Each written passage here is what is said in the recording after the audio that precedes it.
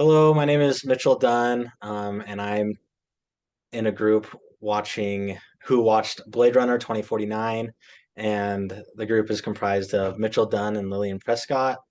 And yeah, I'll jump into the characters and a little bit about the plot. So our main protagonist is Officer K, who is played by Ryan Gosling, and he is something called a replicant, who they are basically just humans, but they are they are manufactured by the Wallace Corporation, and there's nothing really, everything's unique about them except they just have a serial number.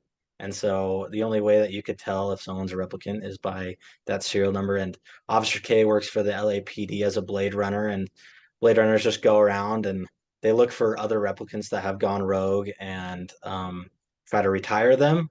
And retiring just means, killing them and making sure they don't go rogue. The next person is Rick Deckard. And he's played by Harrison Ford. He's from the original Blade Runner, and it is a sequel of the original Blade Runner, but he doesn't come in till later in the movie. And if it wasn't for the original Blade Runner, this film wouldn't have had really a plot because it's kind of all about how replicants are would eventually be able to reproduce, and Rick is a big part of that. Next person is Neander Wallace, who is the main antagonist of the film. He's the CEO of Wallace Corporation. Wallace Corporation is a big manufacturer for replicants. And then there's Joy, who's played by Ana de Armas, and he's Kay's holographic companion. Kay and Joy kind of have an intimate relationship. Although she's holographic, they still have kind of a close emotional relationship. And then Love, played by Sylvia Hoeks, is Wallace's cold and ruthless enforcer. Um, she kind of makes sure that Neander is happy and um, gets his stuff done. Next person is Lieutenant Joshi, who played by Robin Wright, and she is Kay's superior officer at the LAPD and also a um, replicant, if I'm remembering correctly. And then there is Marriott, who is played by Mackenzie Davis. Marriott is a doxy and a member of the Replicant Freedom Movement. And a doxy is basically replicants who are manufactured to kind of carry out um, orders and kind of manipulate people into kind of having sex with them and kind of getting them to admit stuff, and kind of replicants who are made to do that. And those are called doxies. And there's Sapper Morton, who makes an appearance in the first 5 minutes of the film, played by Dave Bautista. He's a rogue replicant and a former soldier. And there's Dr. Anna Stelline, who is a memory designer and ends up actually being Rick Deckard's child. And then there's Freyze, played by Hume Voss, who is the leader of the underground replicant, but also another antagonist. And I'm going to turn the time over to Lily for the plot. Yeah, Mitchell covered a lot of it, but just a little bit of background on the original Blade Runner. It's set in this dystopian Los Angeles, kind of post World War III, where the world is controlled by the East. And replicants were manufactured because of the world was kind of no longer livable, so they were sent to other planets. And Blade Runners were hired to kill them. Deckard is a Blade Runner. He was maybe human, maybe replicant, kind of still up in the air, but he ends up falling in love with Rachel, who is a replicant.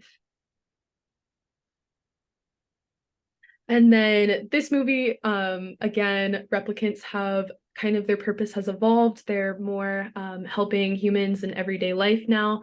And Kay discovers that there's evidence that replicants have actually reproduced, which shouldn't be possible. And so he wonders if he is this magical child because he has memories that he believes might make him human. And Joy, his AI girlfriend, really kind of pushes him to think this way. So he finds Deckard because he really wants answers, and actually unknowingly brings the police to capture Deckard, and they leave Kay there to die. So Kay goes to Freya, and Freya tells him that Anna is actually Deckard and Rachel's child, and he is not. So Kay kind of has this reckoning with himself and realizes that he's not important as he thought he was. So he goes and he decides that he wants to save Deckard and introduce him to his daughter. Nice. So the first kind of critical observation that I made was kind of about intimacy. There are kind of three big relationships and kind of topics about intimacy that get introduced into the film. The first one is Joy and Kay's relationship. Um, and it's kind of hard to establish that relationship because they couldn't be physically intimate. I mean, in the movie, Joy kind of found a way to be physically intimate using Mariette, the Doxy replicant, and um, tried to kind of convey a physical, intimate relationship with Kay. But the big question here is, can a genuine emotional connection exist between an artificial entity and a replicant slash human? And one quote that I wanted to share was from an article that I read from Google Scholars. I argue that the humane is characterized by the desire to establish and build connections of emotional and affective intimacy, regardless of whether a subject is or can be ontologically characterized as a human. Furthermore, I argue that this allows us to reconsider the relationship between the notions of authenticity and intimacy, where an intimacy is not necessarily founded upon authenticity, but rather rests on the embodied capacity to feel and be affected. So, oh, sorry. Um, and so this kind of is saying that although Joy is just a holographic person and she's kind of an AI who learns and develops over time, and they they do end up, creating a intimate emotional connection, and they both kind of feel the capacity to feel, and they're both able to be affected by each other. Um, and at the end of the film, you could see Kay's heart being broken when love destroys joy, and he kind of finds a way that he feels it, and you could see that his purpose kind of left after joy was destroyed, and um, joy was the big reason why Kay kept on pushing. It was a good she was a good influencer and a good motivator, and they ended up having a big genuine emotional connection.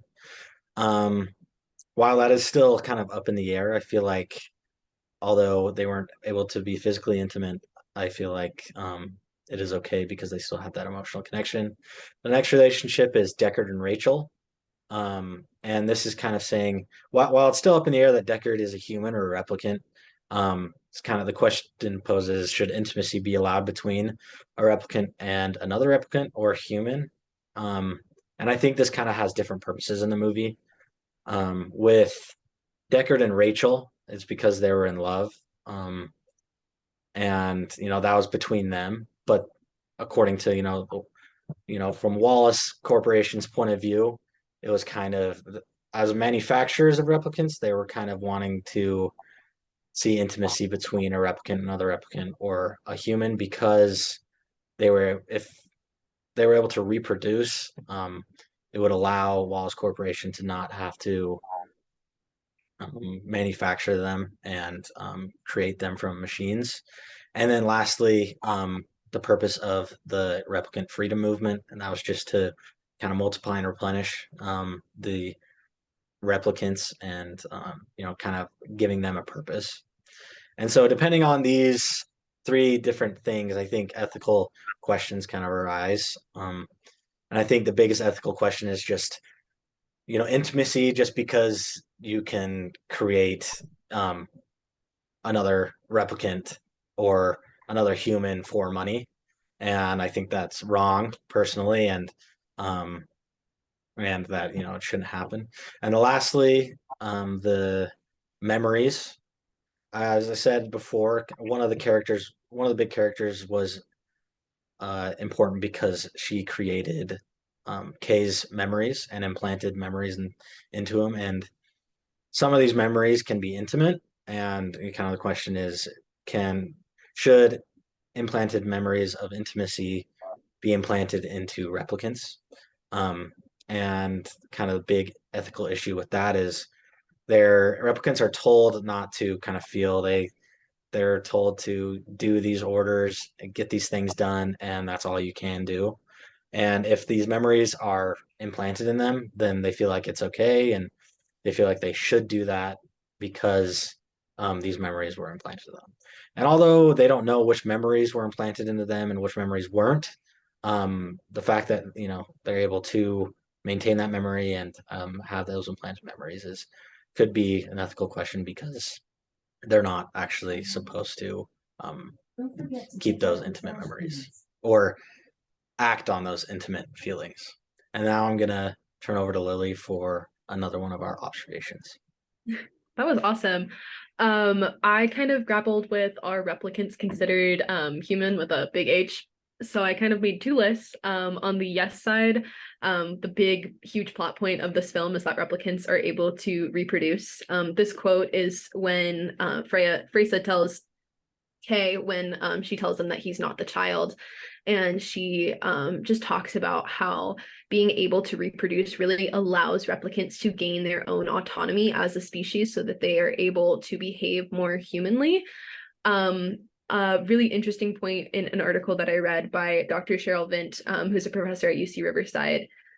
She kind of counters this and says that this is just the next evolution in replicants and in the species of replicants. She compared it to like making making cells. You would rather it's easier to make a cell by make a bunch of cells by inserting DNA into one cell and having that cell reproduce rather than inserting DNA into a bunch of different cells, which I thought was super interesting. Going off of autonomy as a species, we also kind of see Kay gain personal autonomy.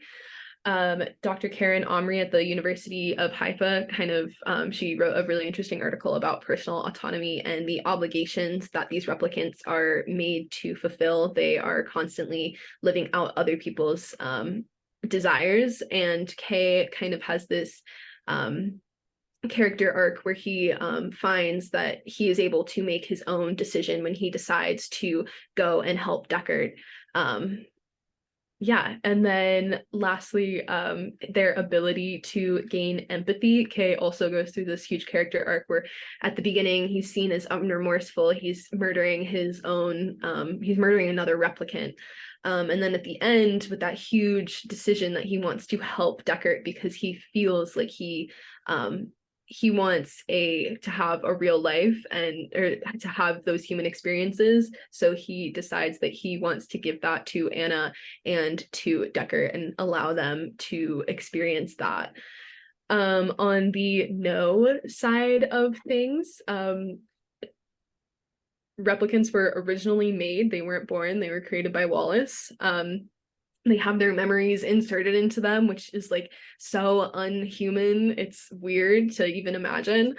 And just kind of building off of what Dr. Vint was saying, is that like it's just the evolution of being able to reproduce is just the evolution. It's not how it doesn't necessarily mean that they are humans. So they are made. They were originally designed this way.